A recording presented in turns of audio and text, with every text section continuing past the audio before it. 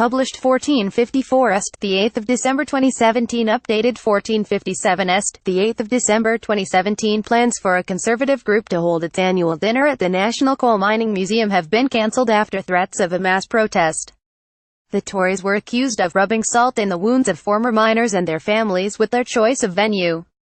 Dewsbury County Conservative Association described the museum, at a former colliery near Wakefield, West Yorkshire, as a venue with a difference when booking the dinner for next March.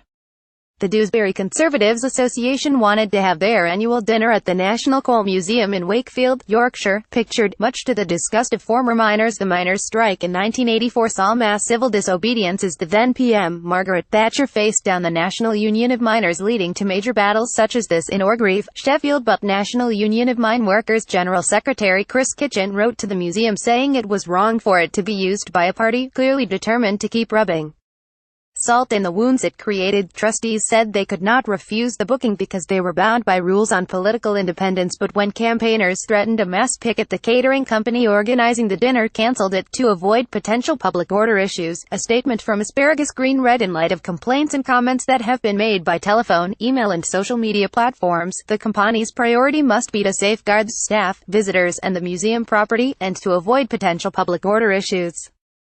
Striking miners and police fought pitched battles across large areas of the country, provoking bitterness in some mining communities, which blame the Tory party for destroying the industry. In light of the above, a decision has been taken by Asparagus Green, with the support of the museum's Board of Trustees, to cancel the function booking on March 10. Museum bosses said they accepted the recommendation to cancel the booking by Asparagus Green.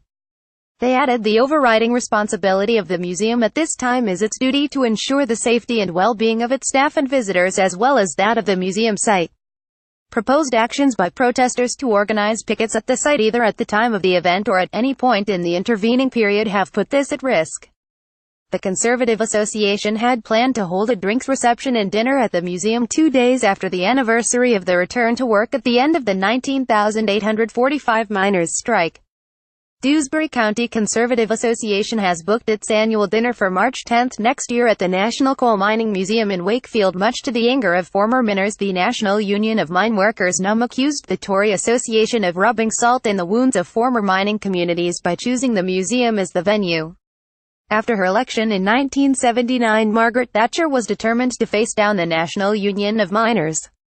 Under her plan, she wanted to force an industrial dispute between the government and the mine union during springtime when there was less need for coal. Also, in advance of her strike, she stockpiled coal in power stations to reduce the immediate impact of the strike. In addition, she mobilized the police in an unprecedented fashion to stop militant miners from traveling the country. In March 1984, 5 pits were designated for closure for economic reasons, prompting strikes in Yorkshire and Scotland. Further areas soon walked out, although some areas such as Nottinghamshire were reluctant to strike. Miners who continued working during the strike were described as scabs. More than 11,000 people were arrested during the year-long dispute, which broke the power of the NUM. After the failure of the strike, the government continued a policy of closing down coal mines, removing well-paid jobs from communities across the north.